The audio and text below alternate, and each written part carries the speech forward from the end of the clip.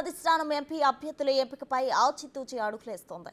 కనీసం 15 స్థానాల్లో విజయమే లక్ష్యంగా గెలుపు గుర్రాలను బరిలో దించాలని చూస్తోంది. తెలంగాణ నుంచి సీఎం రేవంత్ రెడ్డి, బట్టి విక్రమార్క, దీపాదాస్ మూచి, ఉత్తమ్ కుమార్ రెడ్డి హాజరయ్యారు.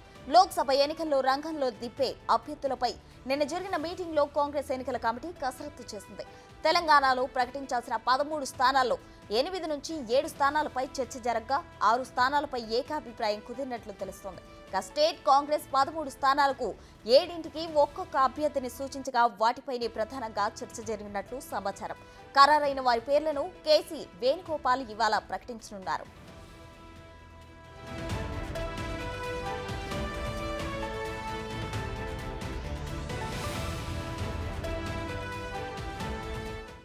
ఏడు స్థానాలకు భువనగిరి మినహా మిగిలిన 6 స్థానాల్లో అభ్యర్థుల పేర్లు సీఈసీ దాదాపు ఖరారు చేసినట్లు తెలుస్తోంది. పెద్దపల్లికి గడ్డం వంశీ, చేవెళ్లకు సిట్టింగ్ ఎంపీ రంజిత్ రెడ్డి, మల్కాజ్గిరికి సునీతారెడ్డి, నాగర్ కర్నూలుకు మల్లు రవి, ఆదిలాబాద్ స్థానానికి ఆత్రం సుగుణ, సికింద్రాబాద్కు దానం నాగేందర్ పేర్లు దాదాపు ఫైనల్ అయినట్లు సమాచారం.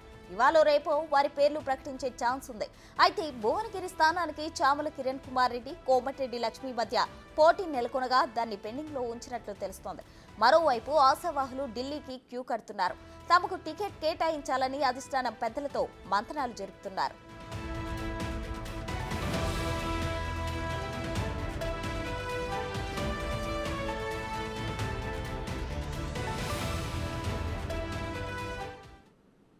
ఇదే అంశానికి సంబంధించి మరింత సమాచారం మా ప్రతినిధి శివ లైవ్ లో అందించడానికి సిద్ధంగా ఉన్నారు.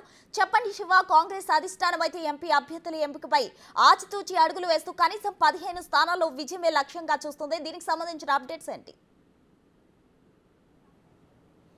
ప్రస్తుతం నిన్న కాంగ్రెస్ సెంట్రల్ ఎలక్షన్ కమిటీ సమావేశం జరిగింది. ఈ సమావేశంలో దాదాపు 11 రాష్ట్రాలకు సంబంధించిన అభ్యర్థులకు సంబంధించి నిన్న కసరత్తు చేశారు. దాదాపు 80 స్థానాలను 3వ జాబితాలో ప్రకటించే విధంగా కూడా నిన్న కసరత్తు పూర్తి చేశారు. ఇక తెలంగాణకు సంబంధించిన మిగిలిన మొదటి జాబితాలో 4 స్థానాలు ప్రకటించారు. మిగిలిన 13 స్థానాలకు సంబంధించి కూడా నిన్న చర్చించినప్పటికీ దాంట్లో 7 స్థానాలపై ఏకాభిప్రాయం కుదిరింది. ఇంకా మిగిలిన స్థానాలపై కూడా మరొకసారి సెంట్రల్ ఎలక్షన్ కమిటీ సమావేశంలో మరొకసారి చర్చించే అవకాశం కనిపిస్తోంది. అంటే ఎప్పటివరకు అందిన సమాచారం ప్రకారం చూసుకుంటే కనుక ఈ 7 స్థానాల్లో ఒక భువనగిరి తప్ప, భువనగిరిలో పోటీ ఉన్న నేపథ్యంలో చామల కిరణ్ కుమార్ రెడ్డి మరొకరు పోటీ ఉన్న నేపథ్యంలో ఆ ఒక్క స్థానాన్ని కొంచెం పెండింగ్లో ఉంచారు. మిగిలిన 6 స్థానాలకు సంబంధించి దాదాపు ఖరారు చేసినట్టు తెలుస్తోంది. ఇది పెద్దపల్లి కానీ, నాగర్ కర్నూల్, మల్కాజ్గిరి, చేవెళ్ల నియోజకవర్గాలకు సంబంధించి ప్రధానంగా ఆదిలాబాద్ కానీ ఇవన్నీ కూడా దాదాపు ఖరారైనాయి. వారి పేర్లు కూడా ఇంటర్నల్గా వారికి ఫోన్ చేసి చెప్పినట్టు కూడా తెలుస్తుంది. ఇటు మల్లు రవి కానీ, చేవెళ్ల రంజిత్ రెడ్డి, బీఆర్ఎస్ నుంచి వచ్చిన రంజిత్ రెడ్డి, బీఆర్ఎస్ నుంచి వచ్చిన మరొక మహిళా నాయకురాలు మల్కాజ్గిరి ఎంపీగా బరిలో దిగబోతున్నారు. సునీతారెడ్డి, పట్నం సునీత మహేందర్ రెడ్డి బరిలోకి దిగబోతున్నారు. ఇటు పెద్దపల్లి నుంచి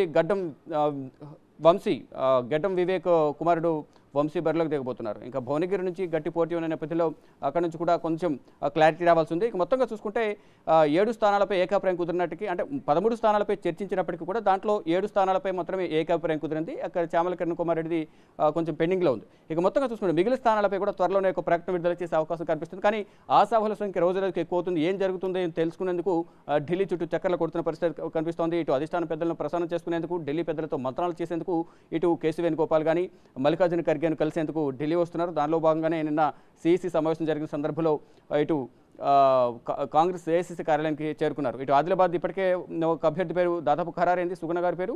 మరోవైపు ఇటు ఇతర అభ్యర్థులు కూడా ఆదిలాబాద్ నుంచి గట్టి పోటీ ఉంది. రేఖా నాయక్ కూడా గట్టి పోటీ ఇస్తున్నారు, తాను కూడా ప్రయత్నిస్తున్నారు. మరికొంతమంది నాయకులు కూడా పోటీలో ఉన్నప్పటికీ కూడా ఫైనల్గా అభ్యర్థులను ఫైనల్ చేసినట్టు తెలుస్తోంది. మొన్న ఏదైతే ముంబై పర్యటన ముగించుకుని ఢిల్లీ వచ్చిన సీఎం రేవంత్ రెడ్డి సోనియా గాంధీతో భేటీ అయ్యి ఈ అభ్యర్థులపై కసరత్తు చేసేందుకే, ఫైనలిస్ట్ తయారు చేసేందుకే కలిసినట్టుగా తెలుస్తుంది.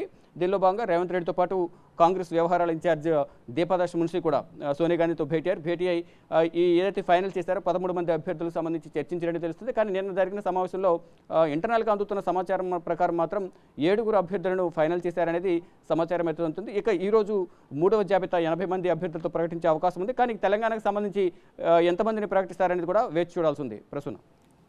Right Shiva, thank you.